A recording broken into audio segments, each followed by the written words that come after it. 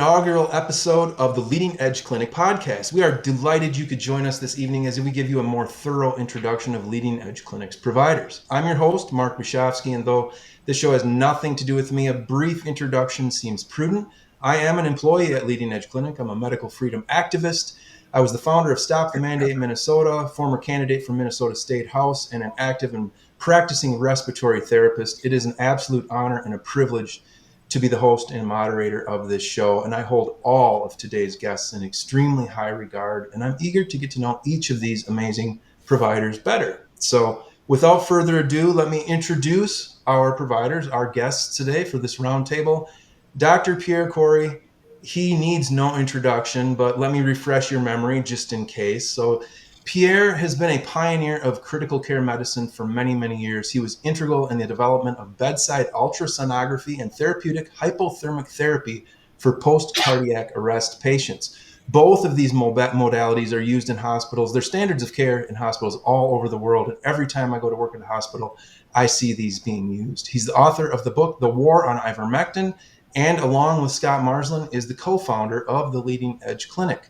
Now, Pierre is the quintessential medical freedom warrior, having laid it all, and I mean all, on the line to bring truth to the world regarding healthcare and the fraud that it has become. So we all need to thank Pierre for that. Next up, Scott Marsland. He's a family nurse practitioner who started his career as a registered nurse in 1997, became a nurse practitioner in 2014, spending most of his time as a nurse practitioner in the emergency care setting. He was also instrumental in starting the first integrated free health clinic in the United States, and that clinic today serves over 4,000 people annually. Scott is brilliant, he's compassionate, and he is on a mission and has dedicated his life to helping people recover from illnesses that the system either cannot or refuses to figure out. And I consider Scott, along with India and Pierre, to be the world's leading providers when it comes to treating spikopathy, COVID vaccine injuries, and long haul.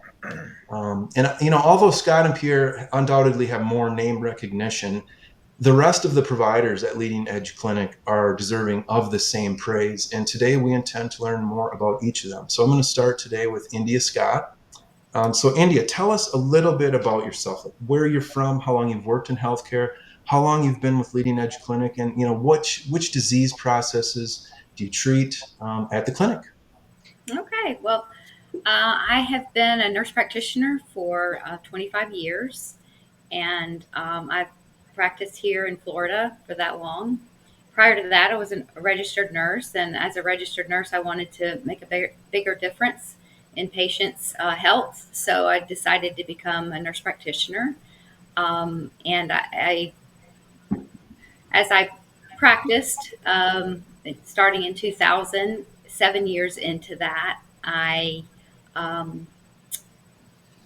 realized there was a better way to treat patients with natural healing, and went on a quest to do that. And so fast forward to 2019, I went into working for a big healthcare corporation here in Pensacola and realized that guidelines were driving healthcare.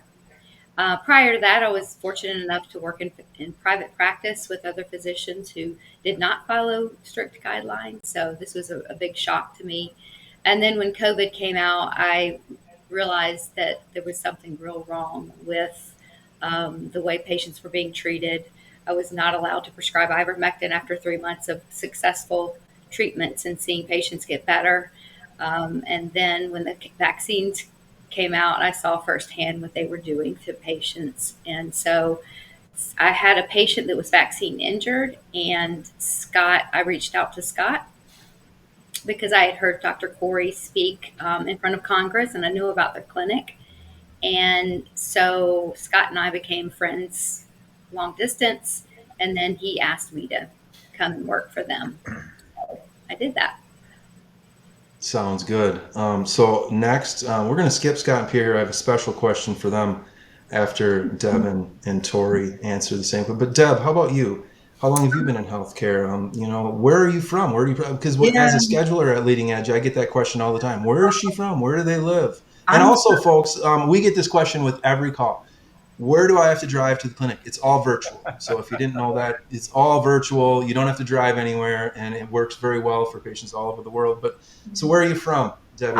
And I'm from Pennsylvania, Allentown, Bethlehem area. And my first job in healthcare was a candy striper when I was like 12 or 13.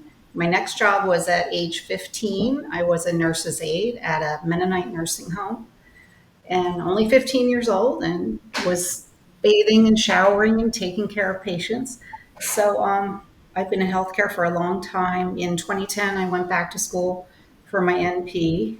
I spent a lot of time as an RN in medical ICU and also in hospice. Um, and I think so. I which came to diseases do you treat at Leading Edge Clinic? uh, Like, what's your specialty? Because everyone kind of yeah. has their little niche. Yeah, so I came to Leading Edge. I had sent Scott my resume probably about a year ago, and I've just been kind of watching Pierre and Scott, following them on Substack, following FLCCC. And Scott reached out to me a few months ago when they were starting the cancer program and asked if I would come and help with that program. So I've been here for a few months now and really enjoying it. It's nice being on the opposite side of hospice instead of watching people die. Now I get to help them. So it's a good place to be. Excellent. Well, we're glad to have you at the clinic for sure. How about you, Tori? You're newer, been here a while, and I think if I'm not mistaken, you're right down the road in Wisconsin from me, right? So how long have you been in healthcare? Um, and what is your specialty at Leading Edge? Yeah, I've been in healthcare for over a decade. I did get my nurse practitioner just as COVID hit, is when I graduated with my DNP. So that was a pretty interesting experience. Um, yeah, I was going through my residency and they like wanted to shut everything down for that. And I was like, you can't do that. I need to graduate. So yeah, I ended up working for a private practice. So I was Yeah. fortunate um, to get to still use a lot of therapies to help people and patients through that COVID time and where it was real fatal to people or people were getting real sick. So that was good. As far as being at Leading Edge, I've been training for a couple months, so that's good. It's been great, and I'm more focused with long COVID, post-vaccine injury, like prevention, acute COVID. That's pretty much where I'll be at. Excellent. And I'm going to go off script here a little bit, just thinking about when I get calls and what the viewers may be thinking. It is true that the providers at Leading Edge Clinic collaborate very thoroughly. Everyone, a lot of people want to see Pierre because he's famous, but I honestly believe like no matter who you see, you're getting the best possible care, and if they can't help, nobody can. Um, so you three kind of answered my second question in the first question. So now I'm going to ask Scott and Pierre kind of together, whoever wants to chime in. What was the serendipitous moment for Scott and Pierre? How did this clinic come to fruition? How did you guys meet? What was the moment that made that happen? Yeah, I should probably take that, Scott. I started the clinic on my own. Scott was literally the first provider that we fortunately that is about as serendipitous as it gets. I really did not know what I was doing. I'd never owned, started, founded, or run a business, and without going into the darker stuff, I had essentially been excommunicated. I was non-hireable by the system. I had become too public of a dissident, and our healthcare system is mostly run by large corporations and conglomerates, and they don't like dissidents, right? So I kind of knew that I needed to strike out on my own. And I really felt telehealth was the most efficient way to do that. I didn't want to rely just on a local population. I really wanted to reach people across the country. I knew that the vaccine injured and long COVID were everywhere. I also, I don't think I realized at the time, but telehealth, well, here's one thing I know. The physical exam performed by most doctors is nearly useless in an asymptomatic patient. I'm just going to say that. Now, there are going to be detractors from that, but having learned ultrasound, I will tell you, I know exactly how good the physical exam is. And like I said, for an asymptomatic patient, it's nearly useless. So the idea that you have to put your hands on the patient, I already knew was a really weak one.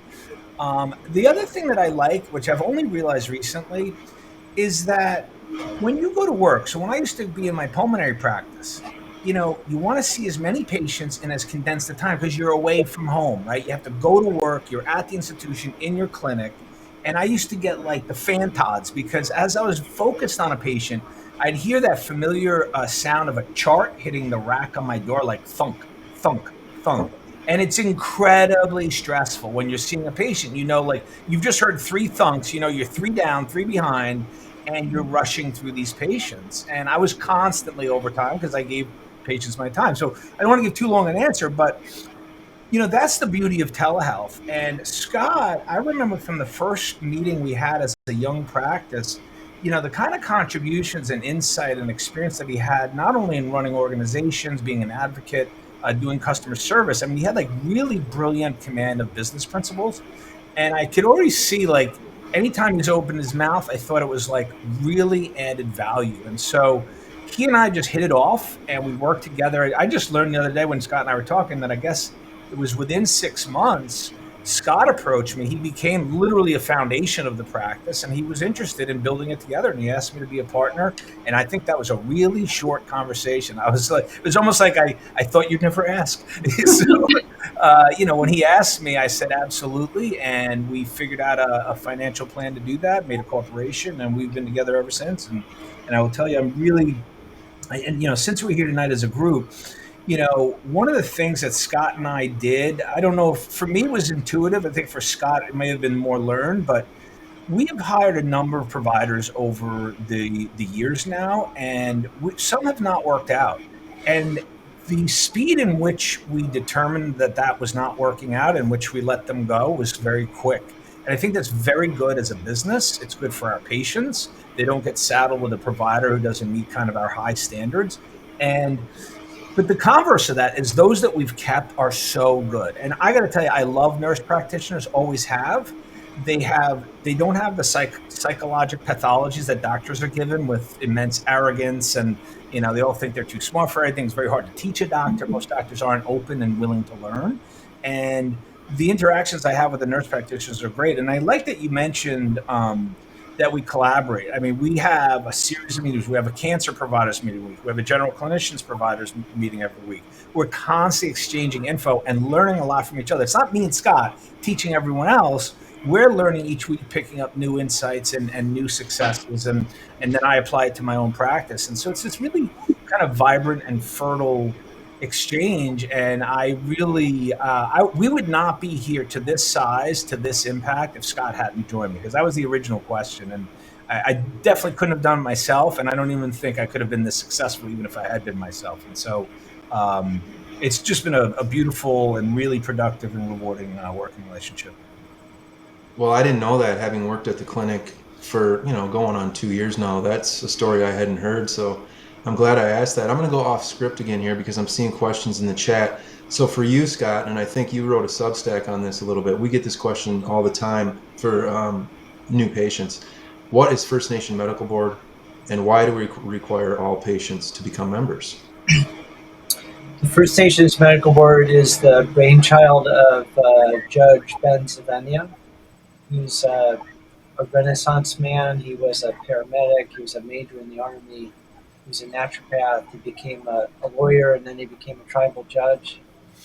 And back in 2019, he had a vision for creating using a patchwork of hundreds-year-old treaty law, constitutional law, federal law, state law, creating a network that is a tribal entity under which doctors, physicians, acupuncturists, nurses, and others could practice without undue interference from federal and state regulatory agencies.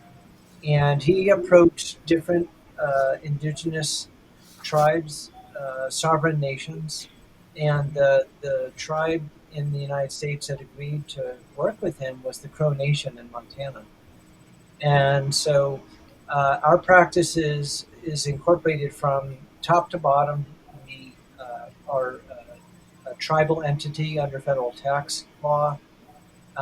We are a licensed business of the First Nations Medical Board. All of our providers and all of our nurses are licensed under the First Nations Medical Board. And in order to make that circle complete, anyone that comes to us as a patient needs to become a public member of the First Nations Medical Board. And in signing that agreement, they are agreeing to see us under our tribal license. And uh, even though a state won't necessarily recognize that, it's recognized by the Crow Nation, which is a sovereign nation within the United States. That's excellent. We're going to be making a short of that and offering patients who are questioning it to view that little snippet, because I think that's a really good explanation of why we are part of First Nation Medical Board. So let me, we'll go quickly here on these next questions, but let's go back to Pierre, then we'll go Scott, India, Debbie, and Tori.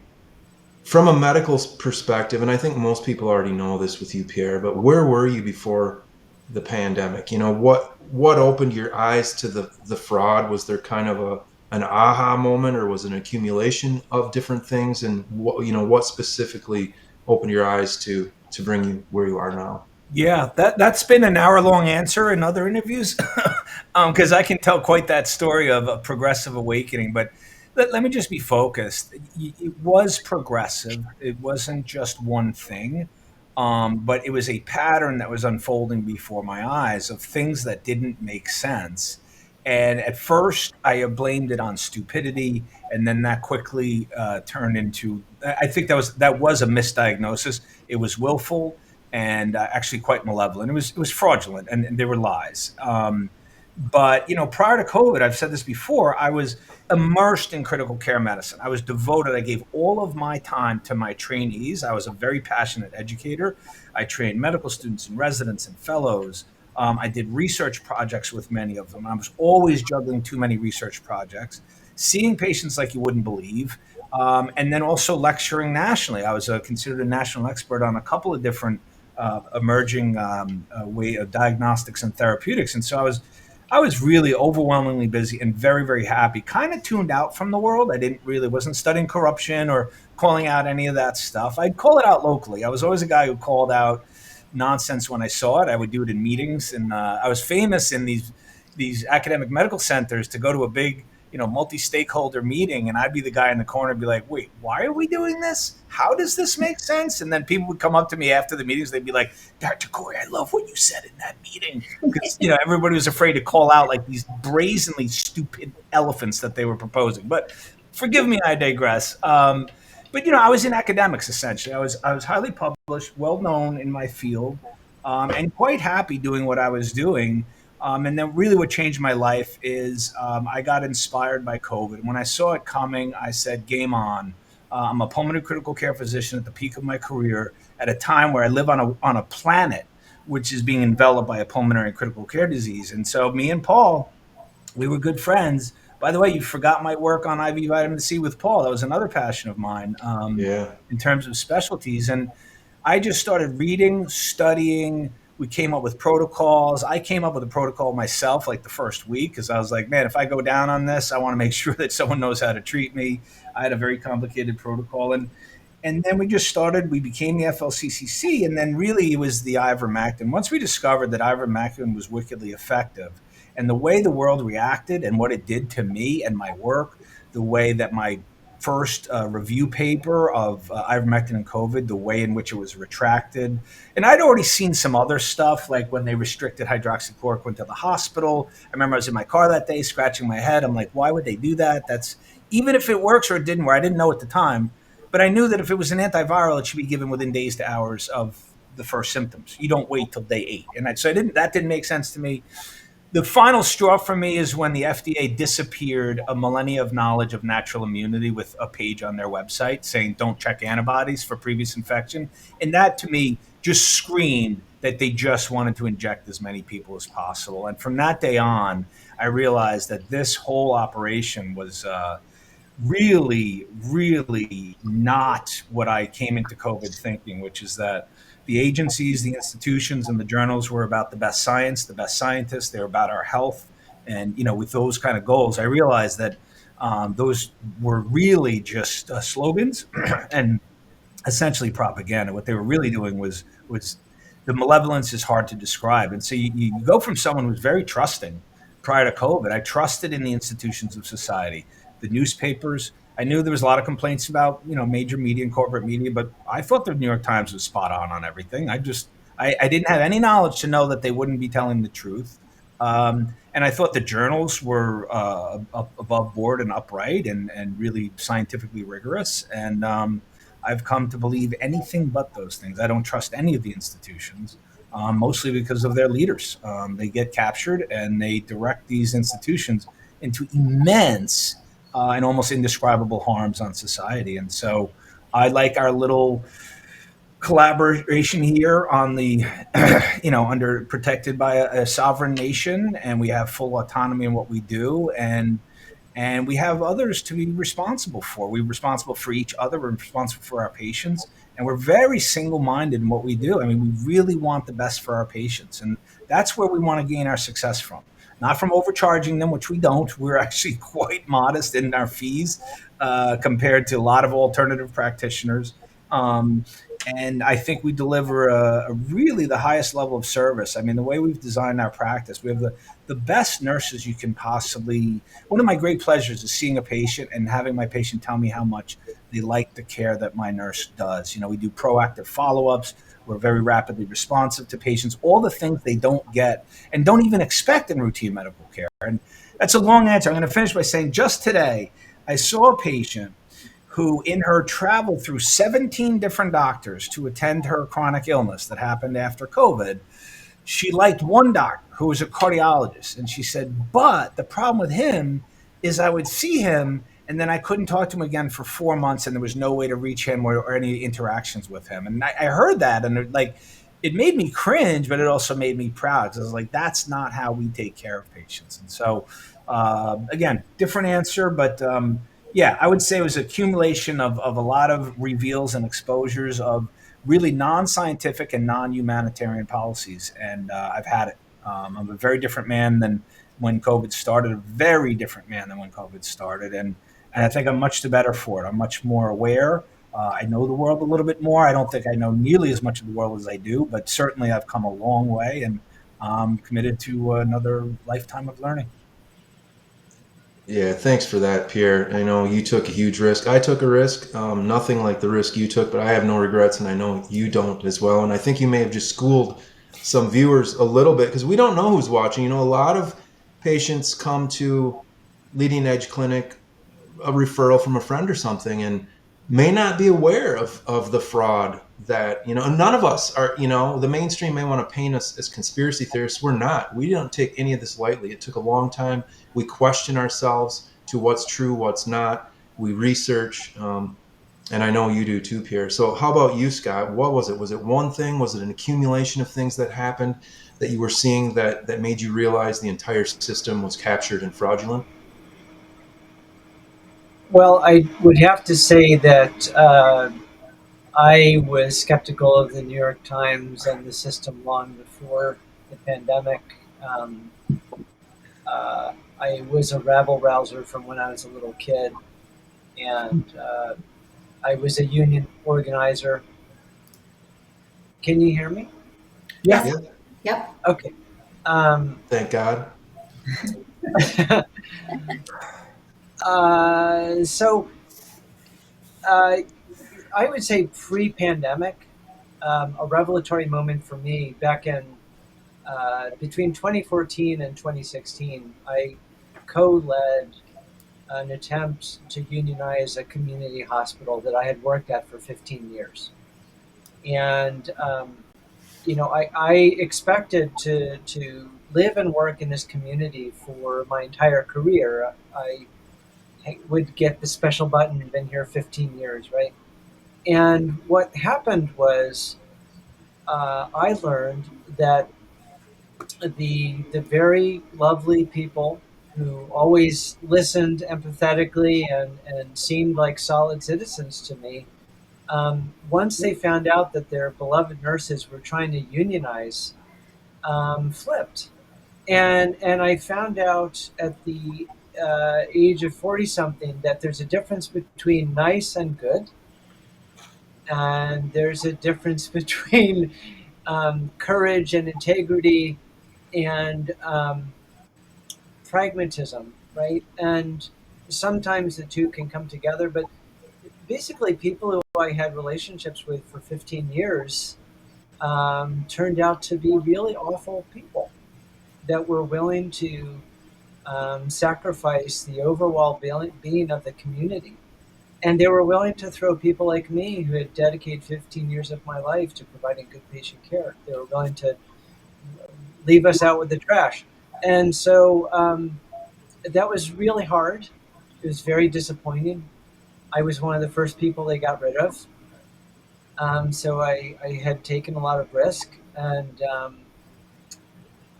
but it opened my eyes so that when things started to go sideways early in the pandemic, I had some more mental preparedness for what I was seeing. And I'll say one other thing, right? So I was working in a level 1 trauma center at the beginning of the pandemic, and we had a relatively diverse population, like many international patients in Syracuse, New York. And the first day that the pandemic was declared, nurses sensibly they started wearing masks. We just started wearing masks in the emergency department, and management came around and yelled at us, "You cannot wear masks. It will scare the patients. We don't want to alarm people." And we were just like, "That's really odd." And then less than 24 hours later, the same people came around and yelled, "It's like, you have to wear masks. If you don't wear masks, you're going to scare people." And I was just like, okay, you lost me. They lost me. That was it. That was the end right there. I had the same thing happen to me. Are you And also, serious? Pierre, going back to you, Pierre, with that your HAT protocol for sepsis, I recommended that to a couple critical care docs. Well, they were hospitalists, wannabe critical care docs, and I got laughed at. It just they're just like, "That's crazy," and I'm like, "Well, what harm can it do?" "Well, nothing." And I'm like, "Well, so you're the idiot for not trying it." Yep. So anyway, moving forward, let's ask India. So what was it with you? It sounds to me like you were kind of aware of the system kind of faltering prior to the scamdemic, but Yeah. January 2020 moving forward, what was it that was happening Well, that opened your eyes? yeah, I was working in a pre-optimization clinic where I was optimizing patients for joint surgeries. And of course, all the surgeries got shut down when COVID hit in 2020. So, before they told me I needed to go work in ICU, which I'd never done before, and I didn't want to be there, I volunteered to work in an outpatient COVID clinic. And so I went and worked in this clinic. We didn't have any idea what this virus was, if we were all going to die, So we had these suits on that looked like white. They were just like an Oompa Loompa, is what we kind of called them. And patients would come in, and we would swab them and assess them. And I found out at that time that we have a big pulmonology group here, and none of them were seeing patients in their office during that time. They'd shut their offices down, which I found that to be very odd.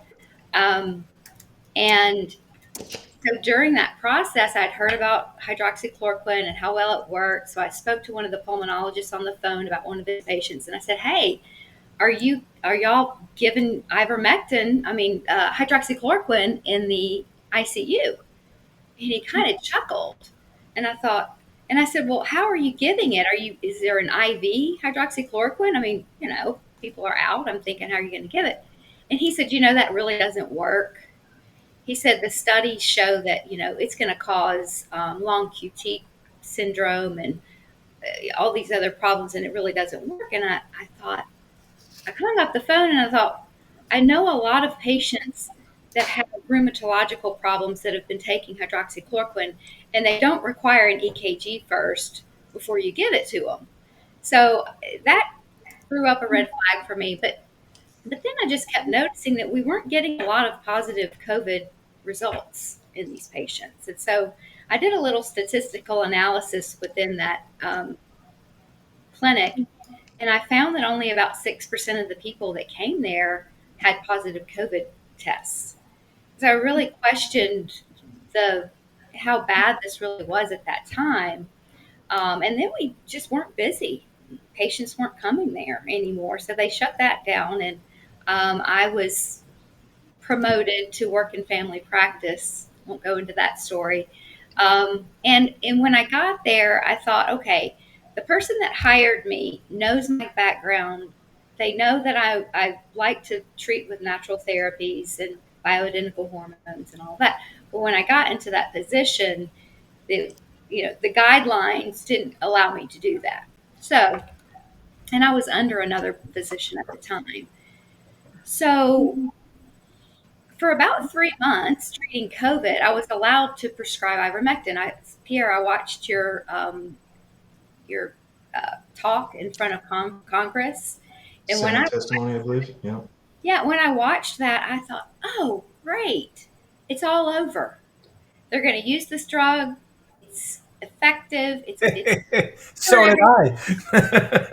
I was talking to a patient today, and he's a retired physician, and he watched it at the same time, thought the same thing.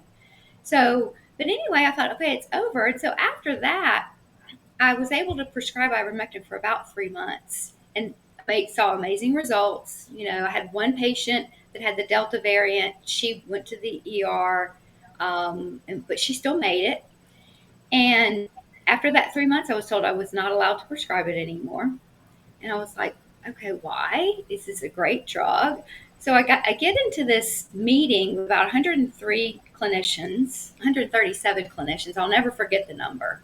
And they're all talking about how to treat COVID and to use these other means, what to do. And I just said, what about ivermectin? It works. And, there's even a study that's been done in India where all they have a very low rate because they use ivermectin. I was completely shut down. One doctor reached out to me and said, oh my gosh, this is amazing. Yeah, we've got to use this. And then later on, I saw him in urgent care. I worked there for a little bit, and he just shut it down. And I told him at that time, I said, I'm going to go to my death saying ivermectin works. And so I just I evolved over that year. And then when the vaccines came out, I was shocked at what I was seeing, and no one else would acknowledge it. I just, I saw firsthand the problems it was causing. And fortunately, I watched Dr. Tenpenny talk about the Pfizer documents. Apparently, she had seen the research on these vaccines, and she started naming all of the problems that were going to happen. And when she talked about cardiac issues, I thought, how in the world is this going to cause cardiac issues? I don't even believe that, but her talk prevented me from getting the vaccine. I just said, I'm not getting it. They're going to have to remove me from the premises if they try and force me. Fortunately, about 5 days before that, I was able to get a religious exemption. But I had a patient come in, and he was an older man, 86, but he was healthy. He walked 2 miles every day, and he said to me, ever since I got that shot, I haven't been able to do my 2-mile walk. I get really dizzy and I get short of breath. I said, well, have a seat. Let me check you out. So listened to his heart. He had an arrhythmia, did an EKG. He had a bundle branch block. So I sent him straight over to cardiology. But after that experience, I realized Dr. Tenpenny was right. Likely every disease she said that was going to happen is likely going to happen. And this is really, really serious. So, from there, I would pull up the FLCCC guidelines on my computer and, take it off my screen so nobody could see it. I'd shut my exam room door, and I'd say, did you get the vaccine? And they'd say, no. And I'd say, okay, good. And the patient would say, oh, I thought you were going to tell me to go get that vaccine. I said, no, don't get it. And I didn't care if I got fired. Like, I knew I was doing right for patients. So I had a few patients that came in that had a vaccine injury right after, and I started them on some of the supplements from your protocol, Pierre, way back then, and they got better. It was pretty cool, but that was catching it really, really early. Yep. Yeah. Sure. How about you, Deb? So India talked about all the diseases that can happen, all the issues you can get after, a vaccine, cancer being one of them. And we'll talk more about that later because Deb's doing adjunctive cancer care for Leading Edge. But what was it like in 2019, 2018, before that, Debbie? Were you indoctrinated like so many of us? I mean, and was it the pandemic that woke you up to the fraud? You know what? I had started to wake up before that. I had been working in a primary care clinic and went to see a functional medicine doctor for myself because all of a sudden I thought, oh, I must be going through menopause. I just don't feel myself. I must need bioidentical hormones. So I went to see this doctor and followed with her for like a year. And after about 3 to 6 months, she said, Debbie, I think you're being exposed to mold. And I think that's what your whole trouble is. And I said, like, I have no idea what you're talking about. What do you mean, like toxic mold? So, and she was right. I was sitting over, and my office was right over like a mold pit. And that's why I felt terrible every day I went to work. So I started studying IFM, Institute of Functional Medicine, taking classes. So from that point, I really feel like every disease or problem that someone has, there's a root cause. You just don't all of a sudden become depressed without a reason, or all of a sudden start to gain weight for no reason. I feel like there's always a root, and you have to look at the whole person. So I was already awake. But I think what kind of saved me from getting the vaccine was I lost my job right before COVID hit. So I had lots of time and I lost my job because they went to telemedicine and they didn't need as many of us doing home visits. But it saved me because I was able to follow all the experts. And I remember the first person really was Dr. Zelenko. I was following. And, I'm trying to tell my family, don't get that COVID vaccine. But of course, no one really listened to me except for my 2 daughters. But it was really a blessing in disguise because it ended up, my husband got COVID and I thought I was all prepared. I had the ivermectin, I had the protocol, and I guess I just wasn't aggressive enough with it. And my husband ended up in the hospital. They wouldn't let me in. So I was mixing ivermectin in smoothies and delivering it to the hospital. And Excellent. After about 2 days, my husband texted me and he said, I'm dying. You need to come now if you want to say goodbye. So the administrator let me in. Thank God. They, put me in all the gear, let me in the room. I brought all my stuff with me, my ivermectin and vitamins. And once I was in the room, they wouldn't let me leave. They said, oh, well, you have to stay now for 2 weeks. I'm like, okay.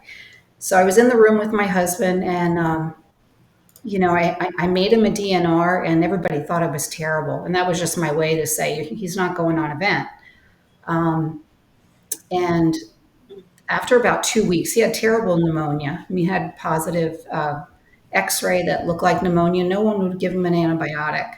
So the pulmonologist finally came in after 2 weeks, and my husband was just about ready to go on hospice. And he's like, oh, well, since he's going to go on hospice or, he's palliative, we might as well throw an antibiotic at him. So he's the guy that saved him. Like, thank God for that antibiotic. But anyway, then they blew a hole in his lung with the high pressure oxygen. So we were there for like 3 months.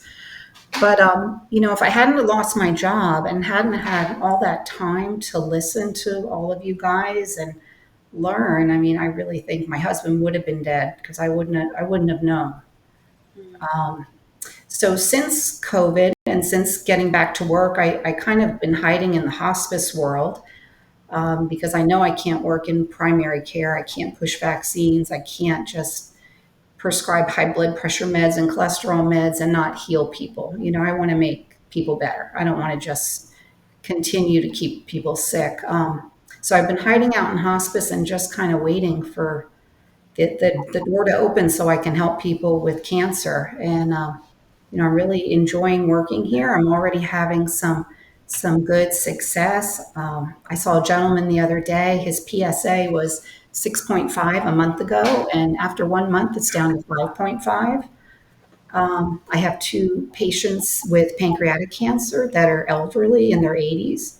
And, usually if you went to oncologist, you would expect those people to be on hospice within a couple months. And both of these people, their tumor markers are coming down. Their CT scans, the tumors are smaller, and they're both tolerating their chemotherapy really well. They look good. And so it's a really good feeling to be on the other side and be able to help people. Yeah, that's a hell of a story, Debbie. And to the viewers, I do plan on doing maybe a one-on-one with Debbie at some point where she can do a PowerPoint with some of these case studies on some of these cancer patients. Obviously, it's not going to work for everybody, but I think what we're seeing so far is extremely positive, and it's exciting, and it's hopefully the future. Yeah. But I'm most interested, Tori, what's your story? Being kind of newer here and a new provider. I think the viewers want to know what opened your eyes. You were you said a resident, or for practitioner coming into the pandemic. I'm sure you were pressured to get that jab. You may have gotten it. So what's your story with all of that? Yeah. So I think mine started, as I was finishing up my residency, my clinicals for my degree, and they wanted to shut everything down. And it just didn't make sense to me. Like, I was fresh out, willing to help. I wanted to save people, thought I could save the world. And you want to shut it all down without giving anybody even a chance to try. And so I think that was kind of my first eye-opening kind of experience. I also was in the ER at that time working, and they used ivermectin too for the first couple months, and were having great results with people, and they caught it early, and all of a sudden they shut it down. And it just was amazing to me how they could take something away that they seen was helping people not come back continuously to an ER for more support. So that was just kind of where it opened up to me.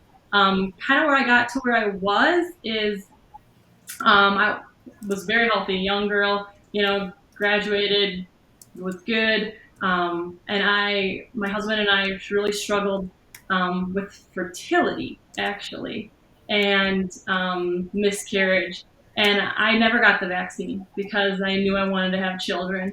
But the shedding part came on to me. I'm like, something else is going on, because when I started becoming a full-time nurse practitioner, I was around people, I think, who were vaccinated, and I was like, I started to get some irregularities in my own health, and that kind of made the connection to probably where I am today, to look into different things and different avenues.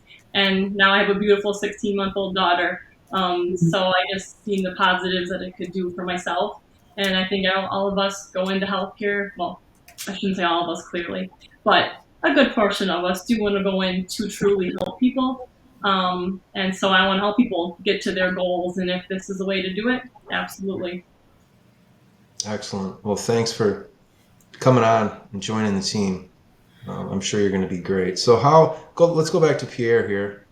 How are you treated when you interact with doctors that are still in the system? Do you ever talk to those, like your old colleagues, like, the still indoctrinated? Are you treated like a nut or what? Yeah, it's a good question. I got to tell you, the answer is more that I don't. I had such a large tree of trainees and colleagues from my work and teaching, and I had really close relationships with many of them. And I don't know. I think I just went my own way in COVID, and very few kind of would follow and check in with me. And those that did, I would say there were about a handful of them. They've cheered me on privately, telling me they followed my work. They know I'm right on. And that's been really great. My mentor, I don't know where he thought I was, right or wrong, or crazy or not, but when he read my book, we had a really warm and very connecting conversation. I think he really liked that book. But then I would just say, I'm going to finish here to say that, like, my interactions with doctors in the system now are literally through my patients, and they're very rarely positive. What my patients tell me when they share with their system docs who they're seeing, what kind of care they're pursuing, the majority of the time it's very kind of dismissive and negative, and with some rare exceptions. Sometimes it'll be a doctor who'll be like, "Oh yeah, I really like Dr. Corey," or what they're doing over at the leading edge clinic, but that's the exception, not the rule. And you know what? I don't really give it a lot of energy. I mean, I know I know what we do is right. I know what we're trying to do for our patients, and I know we're learning more about this disease than anyone in the system ever will. And that is not a boasting statement. There's just no way you can learn about the disease without getting out there on the front lines, doing what we do, which is we're constantly evolving, trying new therapies, seeing what works, kind of letting go of things that may not be as helpful as others, and we've been through. And I would call that a form of research. It is absolutely a research based largely on observational data, and I think we have probably the most immense amounts of observational data to share with this patient population than almost anyone. Because even in, let's say, this sphere of alternative clinics, most of the people, when I see what they're doing, they're kind of Johnny One Note, and I don't mean to be so derisive with that, but like they do ozone and this, or they'll do that and that, but they don't have the breadth and the evolution and the diversity of approaches that we do. And I think that's what this requires because it's an extremely complex idiosyncratic disease. And so I don't spend a lot of time thinking about what my old colleagues or what they're all doing. I, I I think I can honestly say I wish them the best. I hope they're doing good work, and I'm just going to focus on what we do. Yeah, they should all read that book right there, man. That if they, I don't know, how anyone could read that book and not have their eyes opened. Honestly, you lay it out so clearly. How about you, Scott? Do you ever interact with former colleagues, people that are still considered? Almost not at all. And I will often share to patients that I live here in Ithaca. There's a bumper sticker in Ithaca that says 10 square kilometers surrounded by reality. I leave my office and I often feel like a Martian landing on a different planet. I just spent 8, 9, 10 hours in a different reality. Um, but you know what I'll say, which is positive, is that um, I have had very meaningful, productive conversations with chiropractors, Yeah. clinicians who I've had almost no interaction with for 30 years of my career. But we do a lot of diagnosis and facilitate a lot of care for people with iliac venous compression and May-Thurner syndrome. And thanks to our colleagues, Dr. Jordan Vaughn and Katie Taylor, the NP that is his close colleague, developing a protocol using SoftWave, which is a regenerative ultrasound technology. We have been able to have conversations with chiropractors across the country to explain to them what microclotting is, what May-Thurner syndrome is, why a chiropractor who's focused on joints and ligaments and muscles would even dare to consider treating a vascular disease. And we have helped some people avoid getting stents.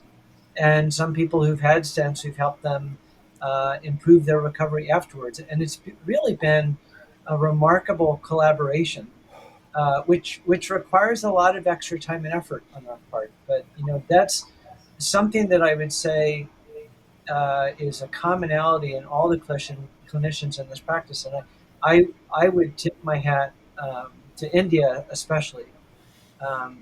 She doesn't shirk from taking on complex patients and doing the legwork of learning new information and new skills. And that's really been one of our strengths as a practice. This is really not blowing smoke. I mean, this is the real deal. Like every clinician in this practice does his and her own research and brings that to the group. And we regularly invite practitioners and lecturers, people from outside of our comfort zone, and come and talk to us. And, it's kind of funny because they often will reach out to Pierre first because he's the big kahuna, and he'll pass the email on to me, and I'll feel, Scott, you want to check this out, and I'll follow up, and then we end up having a really wonderful Zoom. That happened with Dr. Mitch Leister and Dr. Rachel Wilkinson around low dose ketamine. It happened more than a year and a half ago with Dr. Michael Niels from Germany around lithium orotate. There's a lot of really great examples of that. We recently had clinicians come and talk to us about EMF. And what the first clinician who came to talk to us, it was a little woo-woo. Then the second clinician, it was like a medical school lecturer, a radiologist who's been studying it for 40 years, and it was kind of a slam dunk, So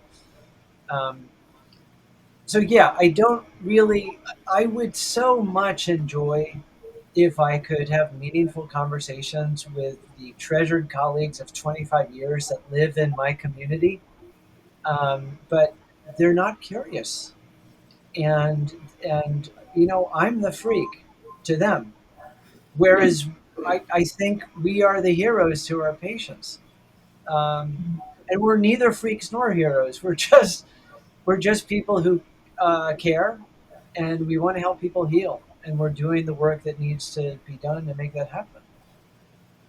Well said, Scott. How about you, India? Do you ever interact with former colleagues? And I guess I should say, are you ever secretively praised by any of them that are still in the system? I mean, when I converse with other physicians and clinicians, they don't shame me or speak negative about what I'm doing. I only had one when my stepdad was in the hospital ask me if I was an anti-vaxxer when I told him what I did, which was very inappropriate. The subject was not on me; it was on my stepdad. But anyway, from what I'm hearing from patients, I'm hearing a lot more positive feedback from their doctors than negative, I would have to say. I see an evolution of physicians recognizing this problem and, saying, oh, well, I'm glad you're seeing them for that because I know nothing about it and things like that. But then on the other end of the spectrum, there are some that completely deny that someone had any problems with the vaccine and that their issues could never be from the vaccine, when literally 3 days after they got the vaccine, they started having this major problem. So, but I'm always very optimistic, and so I think that I'm hopeful that more and more doctors and clinicians will recognize that this is a problem. If they want to help their patients, they're going to have to, because it's a pathogen that's very difficult to treat and help people get better unless you recognize it and recognize that it's a problem. So, but all in all, I'm getting pretty positive, feedback from other clinicians. Yeah, I'm not going to hold my breath for many of them to open their eyes. I think they've dug in so deep, and to admit you've been wrong for so long, you have to admit you've harmed people. I don't know that they're going to do that. Anyway, Debbie, how about you? Do you, interact with former colleagues? Do they have anything positive or negative to say? Do they maybe secretively praise you? I really don't have any contact with former colleagues that I've worked with. I know in the hospice world, where I've kind of been for the last 2 years, if I ever mention, oh, I think this person's got a turbo cancer, people look at me like I'm nuts. I do know, family-wise, they look at me like I'm kind of crazy,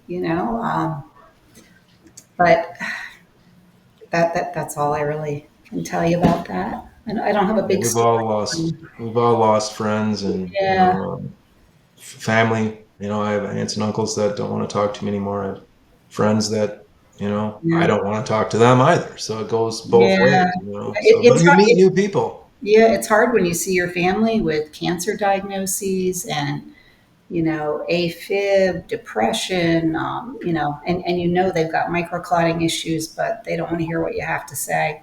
They're like, I'll go see my doctor. I'm like, okay, keep going back and forth to the ER. It's sad, but you can't change people. Yeah, it's tragic. It really is. How about you, Tori? I mean, you're newer, relatively newer. I mean, so thinking back to like your residency, the people you were training with, have any of them, or did they just all go into the system? Do you still communicate with them? Do they secretly envy that you had the guts to do what you're doing and speak out? For where I live, real rural Wisconsin, a lot of people have the same mentality that I have, so I'm very fortunate in that way to get support. I do, and nobody's been brave enough to say anything to my face, besides you doctors over the phone from bigger facilities. Okay, sure, that's fine. But I do know, if I'm leaving a job recently to coming to Leading Edge, some of my old colleagues are like, you know what you're doing? Are you sure? You know the background, like Dr. Corey, and his things, and I'm like, yep, I do, and I'm okay with that, so, and they respect that decision, so that is very Yeah, going to work with one of the most courageous and brilliant doctors in the history of the world, that's really a bad move, that's, and I really mean that. I've been in the field 26 years. I work with doctors still, unfortunately. I still do work in the system, and I've never met a doctor as straightforward, honest, and smart as Dr. Corey. So I praise Dr. Corey all day. Anyway, Pierre, do you let's have a go meeting back. do you have an 8:00 meeting? Were you I supposed have to? something coming up soon, but I'll try to hang for a little bit more. Okay. Let's see. Let me find one good question, one more good one for you, Dr. Corey. Well, someone in the chat here is asking, and I don't think this really applies, licensure battles. Two people asked this. Are you still dealing with battles over licensure? Is there anything that people can do to help you? Yeah, no. So I'll just do a real brief review of my case. So I have a medical license to practice medicine, which is granted by a state. I have a number of state licenses. My main and longstanding one is Wisconsin. And that is literally what my livelihood is dependent on. What happened with my state license is the medical board got a number of complaints that I was a misinformationist. And I think I just got lucky. The way the state of Wisconsin behaved towards me was significantly different than a number of my colleagues across the country for whom I have served as an expert witness in defense of very same accusation. So if you guys know who Dr. Meryl Nass is, the famous kind of bioweapons anthrax expert, she's a friend of mine. I was her expert. She lost her license. Ryan Cole has lost his license a couple of times. Michael Turner, I think Michael Turner still somehow held on to his, but they've been through immense legal battles and hearings. In my case, I accumulated 11 complaints and never heard a decision on any of them until 2 years after the first complaint. I just quietly got a letter in the mail telling me that they were giving me a warning and that the nature of the warning wouldn't be public, but the fact that I'd been issued a warning was public. So it was like the lightest slap of the wrist. And so I got either lucky or in my most grandiose sentiments, I think it's because they know I had a loud mouth and a good punching bag. I had an organization and a following behind me. They want to start some shit with me. I'll give it to them, and I work with PR guys that are really good. I mean, we would have hammered them. And so I'd like to think that Wisconsin Medical Board got scared of me, but who knows? It's also the actual truth is that many of these boards are severely under-resourced and underfunded. They just didn't feel like getting into a big fight, I guess. I don't know. But that's my license. Where I got into some adversity was with my board certifications. And that's just a specialty certification, which traditionally was just a badge of distinction. It didn't really have any material value except for when you got introduced at lectures. He's board certified in X, Y, and Z. So it just sounded good. But they've weaponized board certifications. In the last 10 years, they've now made board certifications a requirement to be on faculty at an academic medical center, to be on staff at hospital medical systems, to be on a panel of an insurance company. So literally, if you don't have your boards, you're done. And so, luckily for me, since we can't accept insurance, we can't practice medicine the way we do and accept insurance. So we're a fee-based practice. So it had no material impact on me. I knew I was already done with the system. I'm never going back. But that board certification really did that. There's a fourth thing that the boards did to me, which I do think has some lasting material impacts, is that by revoking my specialty certifications, which I had earned, and which when I had gotten them, there was no misinformation clause that they inserted in COVID and then went after us with. What it does, it's a censoring action because it destroys your credibility. And when you have your credibility destroyed, it takes away your voice, the amount of people who will listen to you and find you credible. So my ability to communicate and disseminate good information into society is severely restricted by that. Like, for instance, I was involved in those measles cases. USA Today did an article on those measles cases. What is the first thing they put after my name? Dr. Pierre Corey, who lost his certifications for being a misinformationist.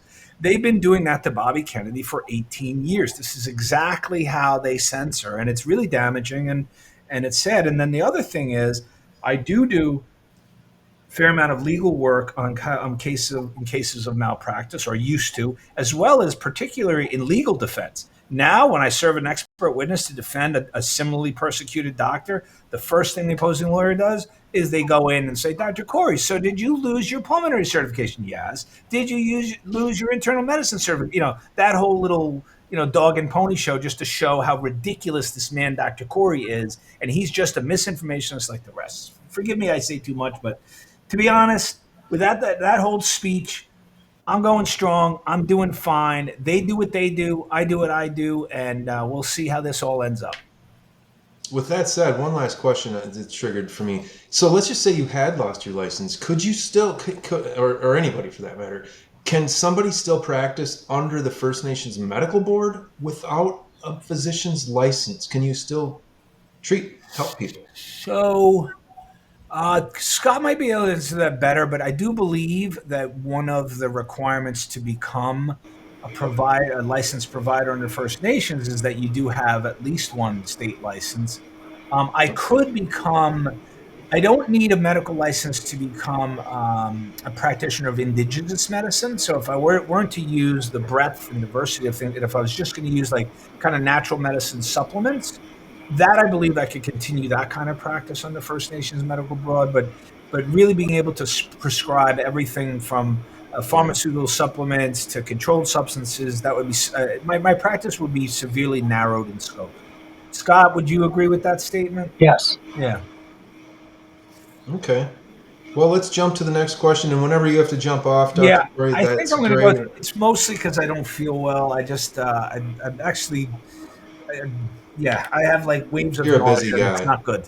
So you're a busy guy. We got you for an hour. We're grateful. All right. Thanks, guys. Thank you. Okay. Good night. Take care. Have a nice night, Peter. So, Scott, this is an interesting question. I posted that we were doing this on my Facebook page a while ago, and I got about 150 questions to ask, but I just have one here that I thought was interesting.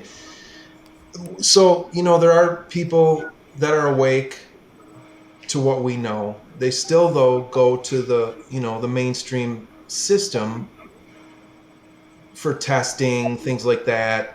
Is there anything we can do as patients to provoke them to open their eyes? Is there anything we can say to advocate for our kind of thinking? Do you think there's anything a person can say to these doctors? I mean, it's a tough question, but you're a smart guy. Well, one of the things that I coach patients about is to understand that people who were expert before the pandemic, if they have not added to their toolkit an understanding of spike protein and spikeopathy, that they're no longer experts. And that's simple enough because the world of medicine has been completely transformed. There is not a single body system that hasn't been negatively impacted by the spike protein. And the knowledge is available. It's not guarded. If a person is curious, they can access it through organizations like it's formerly called the FLCCC, now it's called the IMA. And one of the things that I suggest patients ask when they are interacting with a physician or an NP or a PA, in order to discern where they land on this, is to say, Dr. Smith, can you please tell me what your understanding is of spikopathy, how it is impacting the symptoms that I am having, and what you would propose to do to address it? And if what you get in response is a deer in the headlights look, that's a huge red flag. And you should understand that any advice that that physician then gives you, if they've displayed their ignorance of spike protein and spikopathy, is suspect. And that's not that they're not smart. It's not that they don't care. It's not that they aren't historically well educated. But it would be kind of like living through the Vietnam War, and like being completely asleep and waking up and not knowing who Ho Chi Minh was, what the Viet Cong were, what napalm was, what happened with Johnson, who General McNamara was, like what the draft was. Like you had no idea what any of those things are. What the heck do you know about Vietnam and the war and what America went through? Nothing, right? It's not a very high bar, actually. Yeah. So beyond that, what I would say is that there has never been a time in our modern history that an individual patient had greater responsibility to educate herself or himself about Anatomy and Physiology 101, the owner's guide to the human body. What's the liver? What does it do? What's the difference between an artery and a vein? How do red blood cells work? Like, you need some really basic information, and you don't have to worry about that being misinformation on the internet. Like, just buy a $5 used Anatomy and Physiology textbook online, right? Because just having that information, it's kind of like knowing how to change the tires on your car, or change the oil on your car, or replace the windshield wiper fluid. I mean, like, you need to know how to do some basic things to take care of your body. And if you understand some basic things about how blood works, how your organs work, how your immune system's supposed to work, you can actually hold your own more effectively in conversations with former experts who often want to lord it over you, and they'll kind of bluff and bluster when you ask them a question that puts them in the hot seat.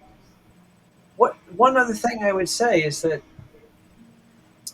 I have a lot of sayings that I like, right? So here's a saying that I really, really, which is, if one cares, one learns the difference among things, right? So most people know the difference between a sheepdog and a German Shepherd, or a Big Mac and a Whopper, right? You need to know what the difference is between spike from the vaccine and spike from infection. And you need to know the difference between a physician that understands something about spike protein and is willing to engage you, and someone that isn't and is not curious. And when and if you have options, you should choose option B. The person who's curious, and the person who respects your intelligence, and the person who's willing to engage you in conversation about these things. Because the person who lords it over you and continues to behave as an expert when they've actually lost that authority, they're going to steer you in a wrong direction. Absolutely. Very thoughtful answer there, Scott. I appreciate that. I'm going to jump to Tori. She's not getting enough screen time here. So Tori, this might be a difficult question for you because, it hasn't been a long time, but has there been a price you've paid for kind of defying the system, or has it all just been a blessing so far? Do you feel like you're paying a price for kind of leaving that conventional system? Your microphone's not on. Microphone's not on, Tori. Can you hear me now? We're casual here. Can you hear you now? Okay, great. Honestly, I'm pretty optimistic about it. I mean, I think I've seen enough where people have gone through regular healthcare systems and they're not getting better. Or they have been injured from their vaccines and they haven't received help. And so I think as far as a clinician myself, this is a way for me to help them in the best ways possible. Yeah, you're getting your feet on the ground in the future of medicine. I honestly believe that. People need to disconnect themselves from I have insurance, so I have to go there, to my life is valuable. It's worth more than that sofa or my trip to Hawaii or whatever it may be. There's nothing more valuable than wellness. And I think more and more people are understanding that. How about you, Debbie? Do you feel like you've paid any price for stepping away, for joining this clinic, or has it all been a blessing? Yeah, for me, I really feel like it's all been a blessing. I just feel like God's kind of directed me in my life. I've kind of seen it all from, when I started in the 1980s, working in the hospital and, really revered doctors. I mean, I thought they just were gods. My father was a physician and, that was the world I grew up in. And it's just all come around. And I feel like I always wondered let me go back a little bit. When I was in college, I wanted to be a doctor and I got mono. I got really sick and I had terrible anxiety. And I thought, I can't do this. So I ended up being a nurse. I'm like, well, I can be a nurse. I must not be smart enough to be a doctor. But I feel like God put me through lots of stuff to get me to where I am right now. And I think I'm better able to understand and be empathetic to patients because I've been through lots of chronic illnesses, chronic Lyme and mold and things like that. So I feel like I'm in a really good place to be empathetic and to look at people as a whole person and say, what's brought you here? What things do we need to work on to get your health back to where it should be? I think about when I was in my 30s and my family doctor had me on a blood pressure pill and a statin and an antidepressant. And now, I'm not on any medication like that. I don't have high blood pressure. I don't have high cholesterol, but it's all about learning to take care of yourself and being your own advocate and finding the right providers to work with. Yes. How about you, India? All a blessing? Do you think you've paid any price? I imagine you're going to say it's all a blessing, but I'm sure the viewers want to hear it. I mean, absolutely 100% was the right move for me to make, because if I would have stayed in that situation, I would have lost my dignity, my integrity, my sanity. I don't know who I would be. It would have just destroyed me as a person because I wasn't able to treat patients the way I knew I needed to treat them. Right. And, I'm just very thankful that Scott and Pierre allow me to do my thing. They just allow me to treat patients the way that I know I need to treat them and explore treatments, investigate, do research to figure out how to treat these complicated medical problems. And in the situation I was in before, I was not allowed to do any of that. So I did not pay a price. I would have paid a price to stay in the situation I was in. So, right. Excellent. I like you said, I have the providers at Leading Edge. There's this reciprocal respect that I observe.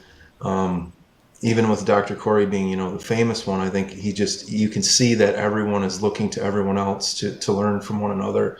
And we see that as office staff, and I'm sure the nurses see it too. Let's see here, jump to the next. We're getting close. We got maybe 10, 15 minutes. I'm in no rush, but I know you guys are very busy. So let's jump down here. So This is a quick one. Let's go to Scott. What is your favorite therapeutic intervention?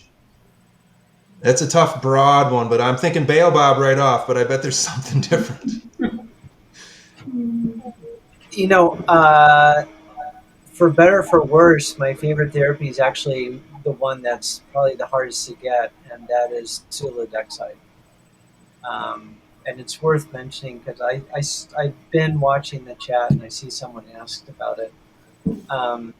Psilodexide is an anticoagulation medication that was developed in Europe in 1972. So it has a very long track record, like more than 50 years in use. It is safer than aspirin. It's a multi-talented drug that you could say is naturally derived because it's made from pig mucosa, porcine mucosa. And it's anticoagulant, so it inhibits platelets, it's antithrombotic, it's anti-atherosclerotic, it's anti-fibrotic, so the fibrotic changes which lead to microclots are problematic, amyloid fibrin microclots. And probably the most important thing is that it heals the endothelium. It helps heal the lining of the blood vessels. And, you know, in Italy, it costs about $40 for a month's worth. And, you know, in my fantasy world, we would figure out a way with our colleague, Dr. Jordan Vaughn, down in Birmingham, Alabama, to influence the powers that be to get this approved by the FDA. It's a really, it's a uphill push, right? I don't know that that's ever going to happen, partly because it's so cheap, partly because it's so safe, partly because it's so effective. All three of those things. And if it came to market, it would completely devastate the very profitable market for drugs like Eliquis and Xarelto. But, you know, by hook or by crook, many of our patients have been able to get it. Some have flown all the way to Italy to get it. Some have ordered it online from Russia. The step-by-step approach, though, to get it from Russia, if you using cryptocurrency, is really not that hard. Have you? Yeah. So I encourage my patients to do that. One of my patients figured it out, and it was pretty cool. And it, you know, it involves stepping over some discomfort, right? It's like, oh my God, I'm going to order a drug from Russia. Do you trust that drug? But, you know, all psilodexide is made in Italy. If I had my containers here, I'd show you it. Yes, Stevie, we'll say hi to Pavel. Pavel is the most honest. He's the most honest criminal I ever met. He's the guy in Russia that runs a website that directs it. He refunds the money to people if they don't get it. That drug has made an enormous difference in the life of almost every people that has used it. Not 100%. It's spelled SULODEXIDE, and we often abbreviate it SDX. So that's my vote. So what I gotta ask, why don't chemists make it here? Like, would it be illegal? Why so hard to get? Can I answer that question? Yeah, please. Sure. Yeah. Okay, so the mechanisms of action of this drug actually help heal the endothelial lining of the blood vessel walls, which prevents inflammation and clotting. It helps to get plaque off of arterial walls, which would help improve coronary artery disease. It lowers cholesterol, so then it's in competition with statins. It helps to heal venous ulcers, and it's been used off-label to treat what's the scleroderma. Yeah, right. And it has for which there is no cure. Right. Unbelievable. Yeah. So if I got to why pay and doesn't- had my chemist friend make it, I'd get thrown in jail or shot? So Mark, I mean, we have Pierre and I have had numerous conversations with a pharmaceutical manufacturer from Canada, trying to figure out if there's a way that we can get it manufactured, right? And actually try to do it within the tribal network. And we're still working on that, because that is, it's basically like the origin of an alternative healthcare system in the United States. I think that may be the best hope that we have of creating a parallel health system is actually to base it in indigenous medicine, which some people would describe as just old-fashioned medicine, right? Plant-based medicine. Yeah. I'm going to jump to Tori again. Let's do, a couple more questions maybe. It's 8:29. We were a little late. For the viewers out there, I had some technical issues. I was sweating before we started. Anyway, leading edge clinics' core values are scientific rigor, intellectual curiosity, and integrity. Of these three values, Tori, can you choose one and give us an example of how you practice it on a daily basis? I'm guessing curiosity for you being kind of new, but would it be the scientific rigor, integrity? Any comments on that? Yeah. They're tough questions. Yeah. So, out of those three, I definitely have to go with integrity. Oh.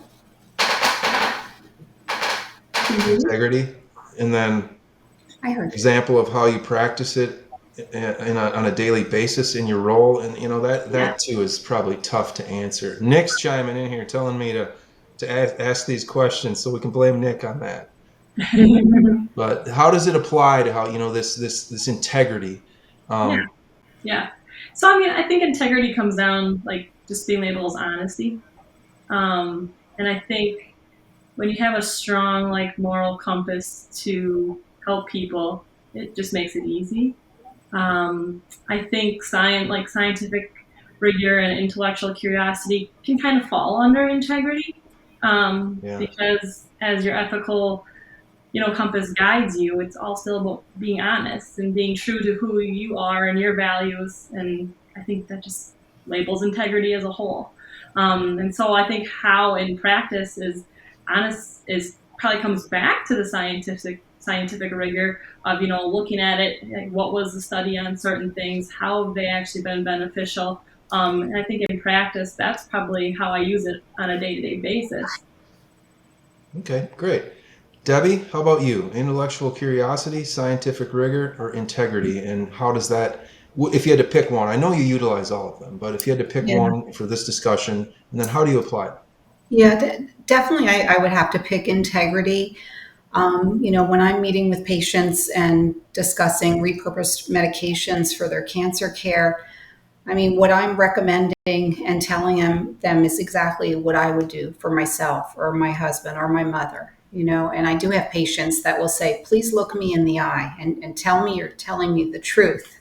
I've had one lady do that. I have no problem saying this is exactly what I would do if I was you, or what I would give to my mother, but I love working with Leading Edge, that we have our meetings every week and I'm learning from all the top experts, and every week I learn something new that I apply to the next patients that I see. So it's a really great place to be. Yeah, that's kind of, I think, where the curiosity comes in. How about you, India? Integrity, intellectual curiosity, scientific rigor. Any one of those that kind of just peaks in your mind right now?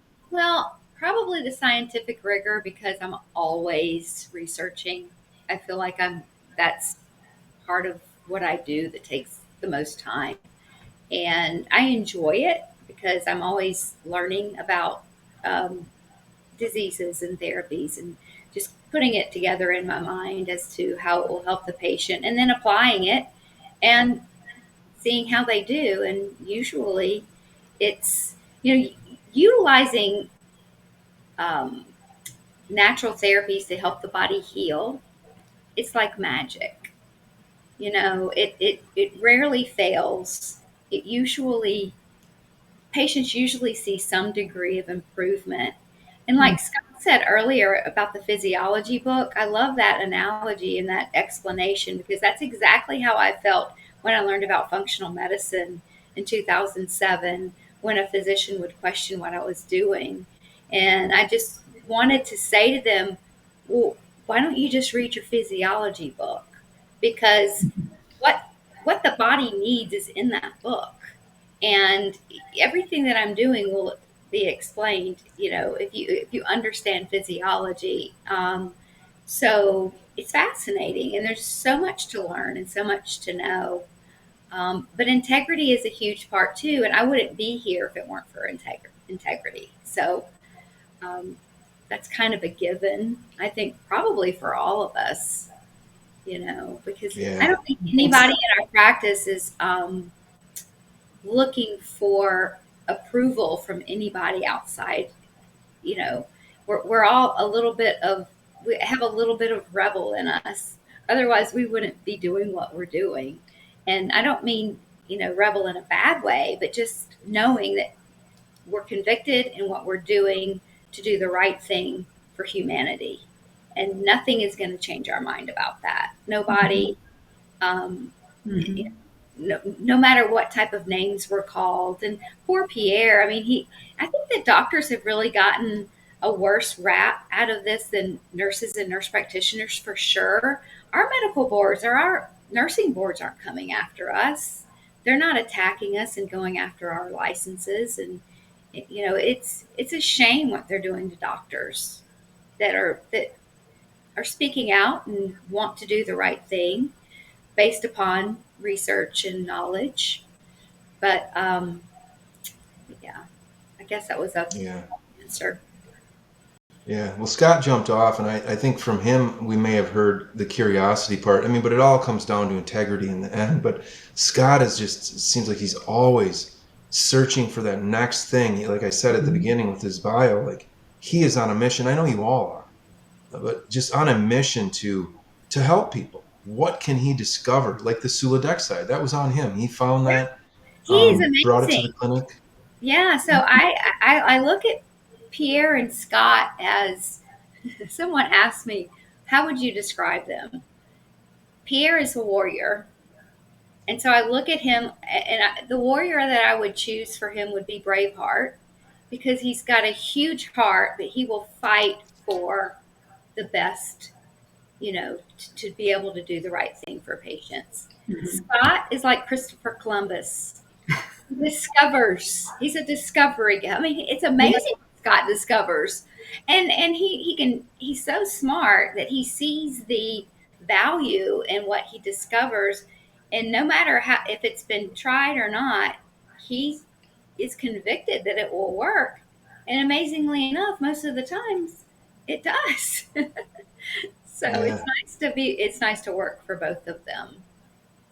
Yeah, I feel extremely blessed, and I'm sure you all do too. So just a couple more minutes here. I really want to ask you, Tori, and Debbie, but Tori, what type of patients are you going to focus on seeing first at Leading Edge? Yeah. At first, I'm long COVID, post-vaccine injury COVID, some spike prevention, and acute COVID, and then probably dabble more and with Gen Med at first too, and then get more complex medical conditions as I'm there for a little bit. And have you been shadowing I know you have, but like other providers, and I'm sure it's been. Yeah, I shadowed them all, and they're all getting all the different things from them. All they do so fantastically, so it's been good. Yeah, and I'm sure you're going to be amazing. Like I tell everyone who calls the clinic, it doesn't matter who you see. It's a collaborative effort. Right. All the providers are thoroughly vetted. Dr. Corey and Scott are not going to choose somebody that they don't know is going to be just amazing. And I know, like, I'm sure, India, you probably have questions sometimes. Probably Scott does too. And you're working together to make sure you have the best possible outcome for our patients. Yeah, it's neat because we all have our gifts and we share them. Yep, and absolutely. and different backgrounds, so it's very diverse in our knowledge. We're all very diverse, and we can feed off of each other and learn things from each other. So I feel blessed. Yes, aren't we all? And how about you, Debbie? what types of patients are you seeing? Are you going to expand that offering? Yeah, so I started with the cancer patients, but I'm going to be starting in about 2 weeks seeing long haul and vaccine injured. After that, I'd like to start working more with Lyme patients and mold patients. And I have personal experience with all those things myself, so I feel like I'll be able to help a lot of people. And I'm looking forward to learning more from India with the functional medicine. I have a lot of the training, but never actually got to put any of it into practice. So hoping to do some of that in the future too.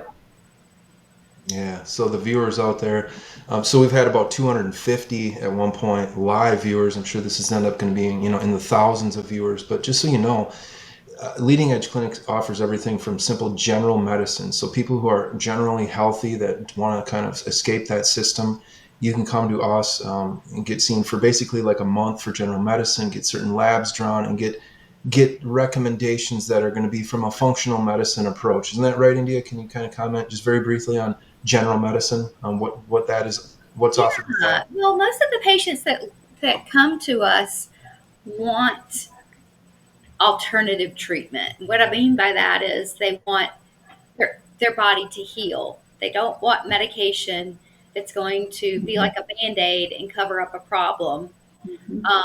So, when they come to me, usually just for general medicine, they're there for, in case something happens and I need you, will you be there for me? And of course, I say yes, but also, I do a panel of blood work to determine, to make sure they're not pre-diabetic, to make sure the vitamin D is optimal, vitamin B12 and folate, make sure they don't have any anemia or looking like their kidneys are struggling or liver issues. And based upon those labs and their symptoms, I come up with a treatment plan for them to optimize their health. And, typically these are patients that don't have a lot of medical problems and they just want to stay healthy. And, it's a perfect marriage, really, because prevention is key. That's when you want to start these types of therapies, is before the disease happens.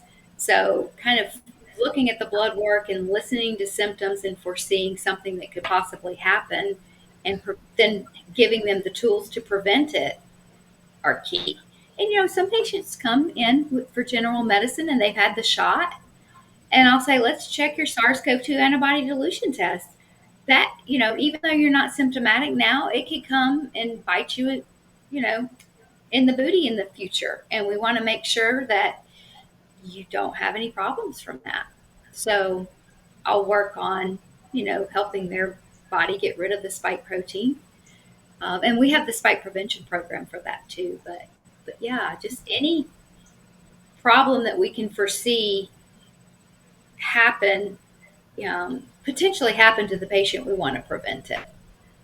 Yeah. So anything from general medicine all the way to very complicated medical conditions, to adjunctive cancer care, to spike prevention, long haul, COVID vaccine injuries, gut biome, targeted therapies like diabetes, obesity, hormones, male and female hormone issues. I mean, really everything other than if you get hit by a car, don't call Leading Edge Clinic. I mean, pretty much everything else. Yeah. We can help from I'd say an alternative functional medicine approach.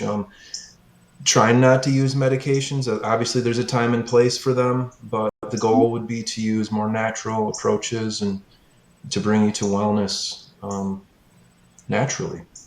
Yeah, absolutely. And there is a time and place for medication, absolutely. But I'm seeing that a lesser need more and more.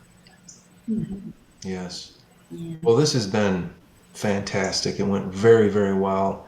I wish we had more time, but we're going to do this again. We don't know. So to the viewers, we don't know exactly how often. We're going to do some patient roundtables, talk to some patients on the successes they've had. I plan to hopefully interview Debbie with some patient success stories there, some case reports, and then sky's the limit. We're going to continue doing this. We're thinking maybe once a month. So definitely stay tuned, watch for those newsletters. But if anybody else has anything they want to say that's on the panel, any comments you'd like to make before we sign off? I think we're good. So thanks for tuning into this inaugural episode of the Leading Edge Clinic podcast. We're so grateful you've found us and have watched this show, and stay tuned in the future as we bring you more truth. Thanks again, everyone. Have a great evening. Bye. Thank you. Thank you.